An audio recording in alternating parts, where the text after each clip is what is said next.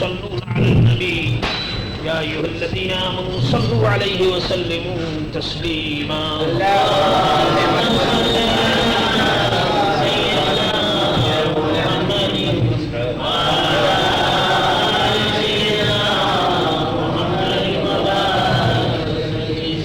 الحمدللہ اہل سنت و جماعت میں یہ ہمیشہ کا معمول رہا ہے اور اہل سنت و جماعت نے ہمیشہ اس پر عمل کیا ہے کہ جیسے ہی رمضان مبارک کا مہینہ آیا ویسے ہی ہماری مسجدوں میں تراویح شروع ہو جاتی ہے اور ہم لوگ 20 رکعت تراویح ہمیشہ سے ادا کرتے چلے آئے ہیں. یہی حدیث سے ثابت ہے, اسی پر ہمارے بزرگوں کا عمل رہا ہے اور 20 رکعت تراویح کی ہمیں تعلیم دی گئی ہے. آج کی صحبت میں کچھ حدیثیں پیش کر رہا ہوں جن حدیثوں سے آپ یہ معلوم کر سکیں گے کہ 20 رکعت تراویح جو ہم پڑھتے ہیں تو یہ اللہ کے آخری رسول حضرت محمد رسول اللہ صلی اللہ تعالی علیہ وسلم کی حدیثوں پر ہم عمل کرتے ہیں. سیدنا عبداللہ ابن عباس رضی اللہ تعالی عنہما سے روایت ہے, فرماتے ہیں کہ ان النبی صلی اللہ تعالی علیہ وسلم کان یصلی فی رمضان 20 رکعتا سوى الوتر وزاد البیہقی فی غیر جماعت, یعنی بے شک نبی صلی اللہ تعالی علیہ وسلم رمضان شریف میں 20 رکعت پڑھتے تھے وتر کے علاوہ. یعنی یہ 20 رکعت جو ہم پڑھتے ہیں یہ وتر کے علاوہ وہ نماز ہے جو حضرت محمد رسول اللہ صلی اللہ تعالی علیہ وسلم رمضان میں پڑھا کرتے تھے اور یہی ہمارا عمل ہے اور اسی پر ہم عمل کرتے ہیں.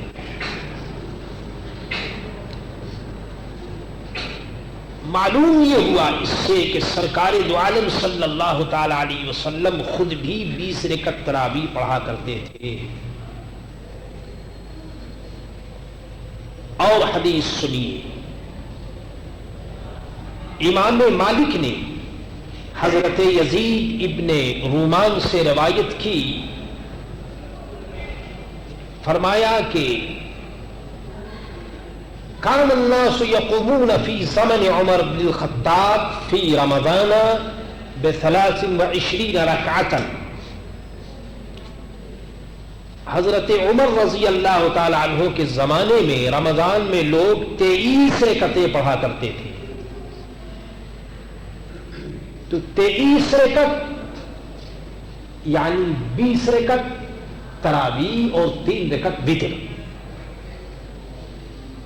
تو اس سے بھی ثابت یہ ہوا کہ صحابہ رضی اللہ تعالی عنہ کے زمانے میں بھی تراویح 20 رکعت تھی اور 3 رکعت وتر, اس طرح سے گویا 23 رکعتیں ہوئیں اور یہی 23 رکعتیں ہم پڑھتے ہیں.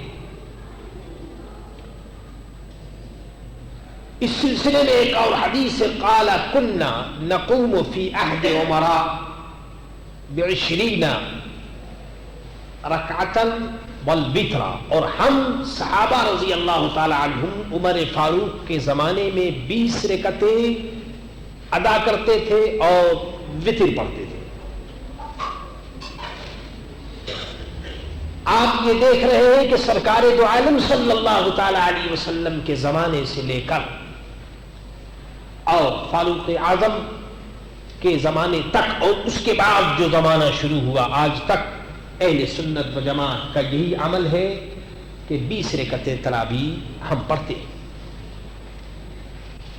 اب یہ کہ جو لوگ نہ پڑھنا چاہیں اور نہ پڑھیں تو وہ اپنے ذوق کے مطابق کوئی 4 رکعت کا نام لے لیتا ہے، کوئی 8 رکعت کا نام لے لیتا ہے، کوئی 12 رکعت کا نام لے لیتا ہے۔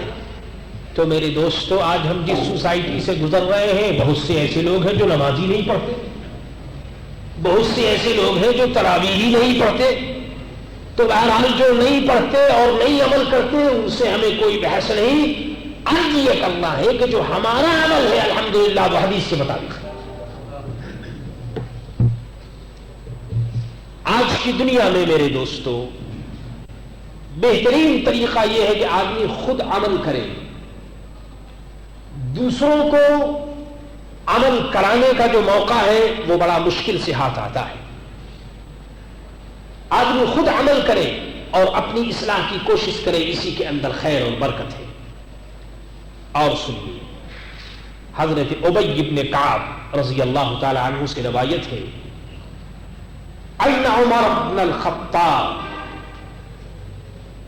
امره ان يصلي بالليل في رمضان قال ان الناس يصومون النهار ولا يحسنون ان يقرؤوا۔ حضرت عمر نے انہیں حکم دیا کہ تم لوگوں کو رات میں تراویح نماز پڑھاؤ، کیونکہ لوگ دن میں روزہ رکھتے ہیں اور قرآن کریم اچھی طرح نہیں پڑھ سکتے، تو بہتر یہ ہے کہ تم ان پر قرآن پڑھا کرو۔ فلو قرأت علیہم باللیل، اگر تم ان پر قرآن پڑھو رات میں۔ حضرت ابی نے عرض کیا کہ اے امیر المومنین، یہ وہ کام ہے جو اس سے پہلے نہ تھا، یعنی جس کام کو آپ کرنے کے لیے مجھ سے کہہ رہے ہیں یہ تو اس سے پہلے نہیں تھا۔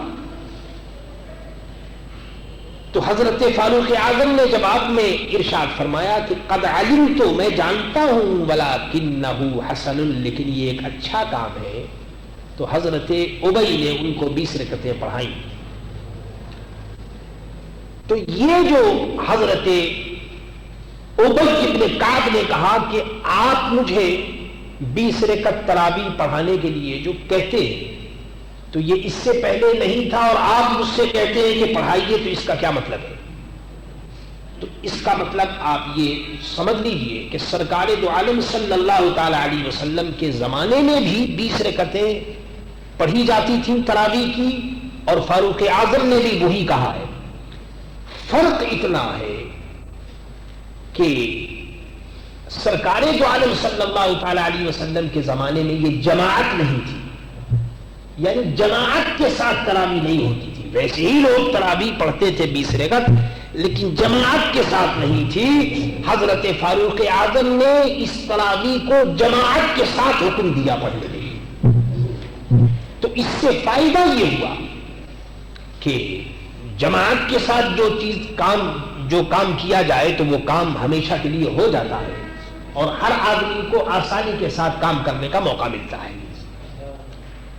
تو اس 20 رکعت تراویح پر تمام صحابہ کا اجماع ہو گیا اور کسی نے اس پر اعتراض نہ کیا۔ اس سے ایک مسئلہ اور بھی ذہن میں رکھیے۔ مثلا عام طور پر لوگ یہ کہہ دیا کرتے ہیں کہ بھائی یہ کام جو تم کرتے ہو یہ بدعت ہے، یعنی حضور صلی اللہ تعالی علیہ وسلم کے زمانے میں یہ کام نہ تھا۔ تو آپ لوگ کے بدعت کے لفظ سے نہ ڈریے اور نہ دھوکے میں آئیے۔ یہ ایسا لفظ نہیں ہے کہ جس سے آدمی ڈر جائے، اس لفظ سے دھوکہ دیا جاتا ہے۔ بات یہ ہے کہ ایسا کام جس سے سرکار دو عالم کی سنت ختم ہوتی ہو، سنت کے اگینسٹ، سنت کے مقابلے میں اگر کوئی کام کیا جائے تو وہ کام غلط ہے۔ لیکن ایسا کام جس سے نہ سنت ختم ہوتی ہو، نہ سنت کا مقابلہ ہوتا ہو، نہ اس میں کوئی برائی ہو بلکہ اچھائی ہو، تو میرے دوستو ایسا کام کرنے میں کوئی حرج نہیں۔ دیکھیے سرکار دو عالم صلی اللہ علیہ وسلم کے زمانے میں تراویح جماعت سے نہیں ہوتی تھی، لیکن فاروق اعظم نے دیکھا کہ تراویح جماعت سے اگر پڑھی جائے تو اس میں فائدہ ہے، اس لیے آپ نے حکم فرمایا اور اس پر صحابہ کا اجماع ہو گیا۔ تو اگرچہ کوئی کام سرکار دو عالم صلی اللہ علیہ وسلم کے زمانے میں نہ ہوتا ہو، لیکن بعد میں اگر ہم یہ دیکھیں کہ اس کام کے کرنے میں بڑا فائدہ ہے، اس کام کے کرنے میں بڑا ثواب ہے، تو میرے دوستو اس کام کے کرنے میں کوئی حرج نہیں۔ مثلا عام طور پر یہ کہہ دیا جاتا ہے کہ جی صحابہ رضی اللہ تعالیٰ عنہم کو تو سرکار دو عالم سے بہت محبت تھی، تو کیا وہ میلاد پڑھتے تھے؟ یہ لوگوں کو بہکانے کے لیے ایسی باتیں کی جاتی ہیں۔ تو میرے دوستو صحابہ رضی اللہ تعالیٰ عنہم ارے میلاد کیا پوچھتے ہو، وہ تو صبح سے شام تک حضور صلی اللہ تعالیٰ علیہ وسلم کی صحبت میں ہی رہتے تھے، حضور کی زیارت ہی کرتے تھے۔ میلاد پڑھنے کا مطلب ہے کہ حضور کی شان کو بیان کرنا، جی حضور کی عزت و عظمت کو بیان کرنا۔ تو الحمدللہ صحابہ بھی بیان کرتے تھے، بلکہ خود حضور بیان فرماتے تھے کہ میں پیر کے دن پیدا ہوا۔ حضور خود اپنی پیدائش کو بیان فرماتے تھے۔ تو اگر میلاد کا مطلب یہ ہے کہ حضور کی پیدائش کو بیان کرنا، حضور کی شان کو بیان کرنا، تو الحمدللہ صحابہ نے بھی بیان کیا، خود حضور نے بیان کیا، اور الحمدللہ ہم بھی اس کو بیان کرتے۔ اب ہاں کہ طریقہ الگ الگ ہوتا ہے۔ حضور صلی اللہ تعالیٰ علیہ وسلم کی شان کو بیان کرنے کا طریقہ الگ الگ ہوتا ہے۔ اس زمانے میں کسی اور طریقے سے لوگ بیان کرتے تھے، اس زمانے میں ہم لوگ بیان کرتے ہیں کسی اور طریقے سے، تبرک تقسیم کرتے ہیں۔ تو یہ تمام چیزیں اس کے اندر میرے دوستو کوئی حرج نہیں جب تک شریعت منع نہ کرے۔ شریعت اگر کسی چیز کو منع کر دے تو پھر رک جانا چاہیے۔ شریعت نے منع کر دیا رک جاؤ، اور اگر شریعت منع نہیں کرتی اور وہ کام اچھا ہے تو اس کام کے کرنے میں کوئی حرج نہیں۔ سنیے، ابھی تو آپ نے فاروق اعظم رضی اللہ تعالی عنہ کے زمانے کی بات سنی تھی، اب سنیے ان علی ابن ابی طالب دعا القراء في رمضان وامر رجلا يصلي بالناس 5 ترويحات 20 ركعة وكان علي يوتر بهم۔ حضرت علی رضی اللہ تعالیٰ عنہ رمضان شریف میں قاریوں کو آپ نے بلایا، قاری لوگ جو حافظ لوگ تھے بلایا، اور ایک شخص کو حکم دیا کہ لوگوں کو 20 رکعت پڑھاؤ۔ تو قاری صاحب نے 20 رکعتیں پڑھائیں اور حضرت مولا علی نے انہیں وتر پڑھایا، یعنی ایک آدمی نے 20 رکعتیں تراویح کی پڑھائیں اور حضرت علی المرتضیٰ رضی اللہ تعالی عنہ نے 3 رکعتیں وتر کی پڑھائیں۔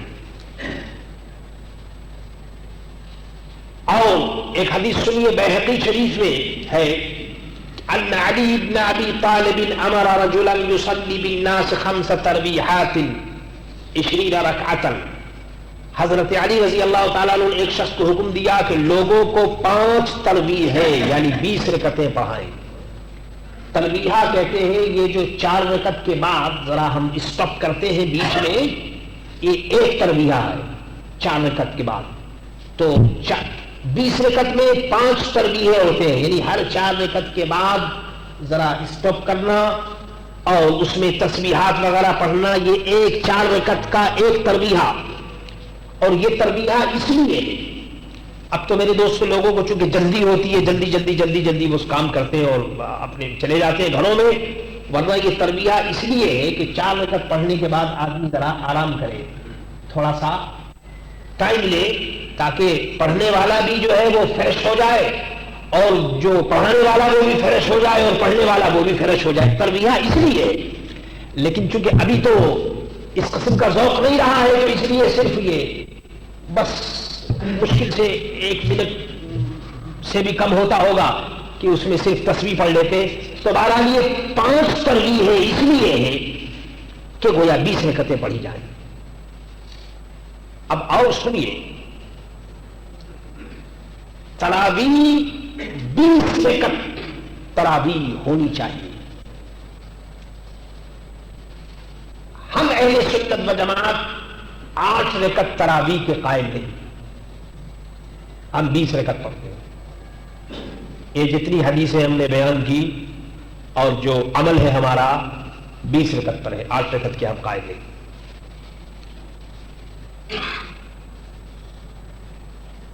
کس طرح سے؟ سنیے، عقل کے اعتبار سے اگر آپ غور کریں گے تو آپ کو معلوم ہوگا کہ پورے 24 گھنٹے میں جو نمازیں ہیں فرض اور واجب وہ کتنی ہیں؟ 20 رکعتیں. 24 گھنٹے میں جو 5 نمازیں ہیں اس میں فرض ہیں 17 رکعت اور 3 رکعت وتر، 20 رکعت. تو رمضان میں 20 تراویح پڑھی جائے، 20 رکعتیں سب ہو گئی فرض اور واجب، اور 20 رکعت تراویح. یہ اس لیے تاکہ وہ امت اور وہ لوگ جو 5 وقت کی نماز میں فرض اور واجب 20 رکعت پڑھ چکے ہیں، 20 رکعت تراویح میں اور پڑھ لیں تاکہ اللہ تعالیٰ ان کے درجے کو اور بلند کر دے. یہ گویا 20 رکعت کی حکمت یہ ہوئی.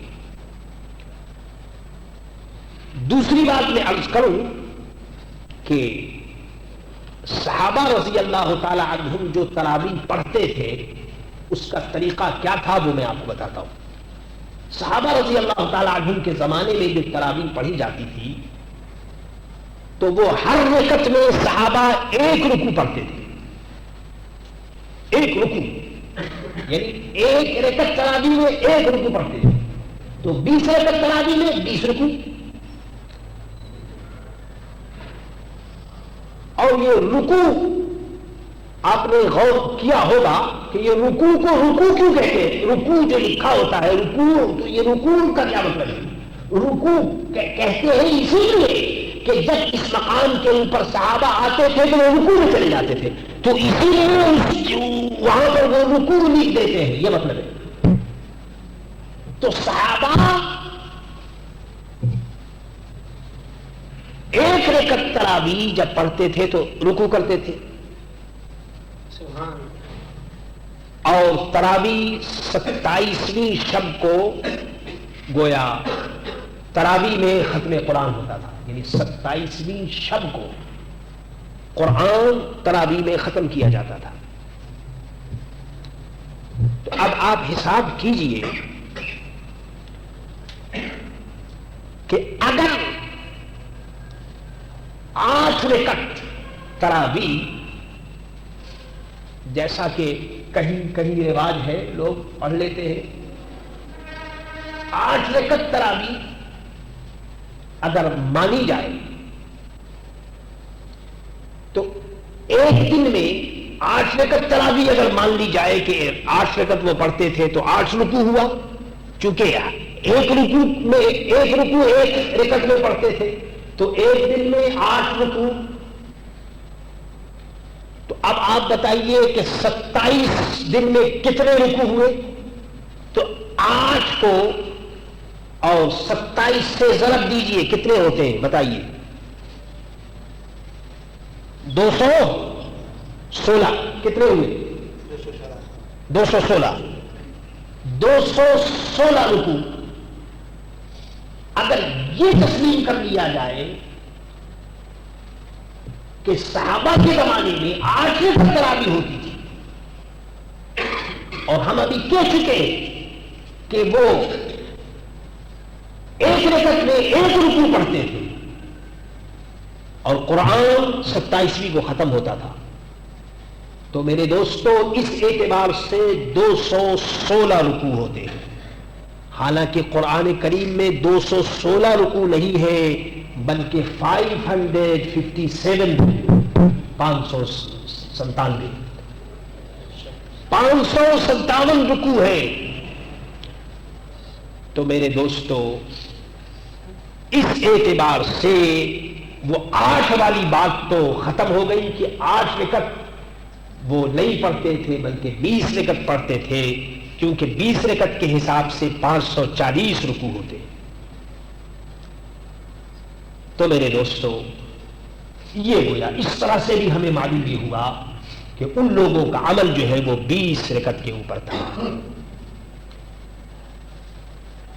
اور ابھی آپ نے یہ بھی سن لیا ہے کہ ہر 4 رکعت کے بعد ایک تربیحہ ہوتی ہے، اور تراویح اسی لیے کہتے ہیں کہ اس کے اندر بہت سے تربیح ہیں، اس لیے اس کو تراویح کہتے ہیں.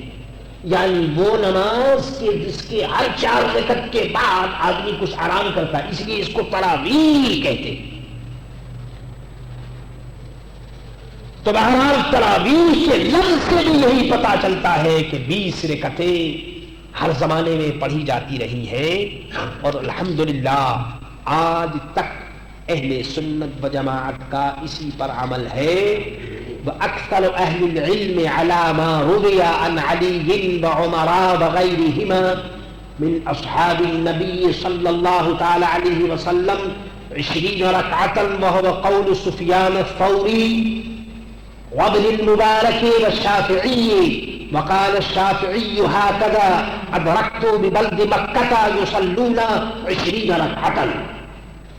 یہ گویا میرے دوستو ججمنٹ ہے جو ترمذی شریف میں ہم کو دیا گیا ہے کہ اکثر علماء کا اس پر عمل ہے کہ جو حضرت عمر اور علی اور دیگر صحابہ سے منقول ہے، یعنی 20 رکعت تراویح، اور یہی سفیان ثوری، ابن مبارک اور امام شافعی رحمۃ اللہ تعالی علیہ کا فرمان ہے۔ امام شافعی نے فرمایا کہ ہم نے مکے والوں کو 20 رکعت تراویح پڑھتے پایا۔ میرے دوستو، بات یہ ہے کہ آدمی کو چاہیے کہ اپنے سامنے بزرگان دین اور سلف صالحین کے طریقے کو رکھے۔ باقی اعتراض اور باتیں تو وہ تو میرے دوستو نہ کسی زمانے میں ختم ہوئی ہے اور نہ کسی زمانے میں ختم ہوگی۔ وَكَانَ الْإِنسَانُ ظَلُومًا جَهُولًا، یہ ظالم بھی ہے اور جاہل بھی ہے، یہ بہت باتیں کرتا ہے۔ ہمارے لیے بس ہمارے بزرگوں کا عمل اور حدیث کافی ہے، اور الحمدللہ اسی پر میرے دوستو ہم عمل کرتے ہیں۔ اللہ تعالیٰ مجھے آپ کو سب کو عمل کی توفیق عطا فرمائے۔ مصطفیٰ جان رحمت تیرا مصطفیٰ جان رحمت